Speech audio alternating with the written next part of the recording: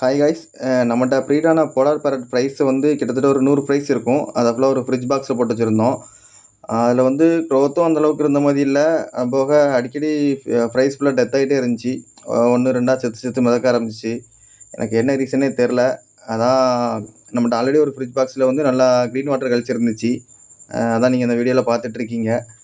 இதில் வந்து அந்த ஃப்ரைஸை ஃபுல்லாக அதில் ஆட் பண்ணிடும் அப்படின்னு சொல்லிட்டு பிளான் போட்டு கிட்டத்தட்ட ஒரு 57 ஃப்ரைஸ் வந்து இதுலேருந்து எடுத்து அதில் ஆட் பண்ணேன்.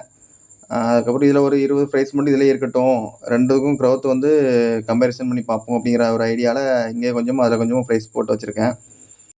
இது கிட்டத்தட்ட ஒரு 50 நாள் ப்ரைஸு. ஆனால் க்ரோத் அந்தளவுக்கு இல்லை. நான் உங்களுக்கு கையில் பிடிச்சி காட்டுறேன். உங்களுக்கே பார்க்குறதுக்கே தெரியும். ஒரு 1லேருந்து 1.5 சென்டிமீட்டர் அந்த ரேஞ்சு தான் இருக்கும். அதான் சரிப்பட்டு வராது. கொஞ்சம் ப்ரைஸை ஃபுல்லாக க்ரீன் வாட்டர் கல்ச்சரில் போட்டு பார்த்தேன். க்ரீன் வாட்டர் கல்ச்சரில் போட்டுமே கிட்டத்தட்ட ஒரு 20 நாள் ஆகுது. இப்போதைக்கு கிட்டத்தட்ட ஒரு 70 நாள் ஆகிட்டு ப்ரைஸ் வந்து. இன்னுமே க்ரோத் இல்லை. 2 இதுலேருந்துமே ப்ரைஸ் வந்து செத்து செத்து மிதக்க ஆரம்பிக்குது.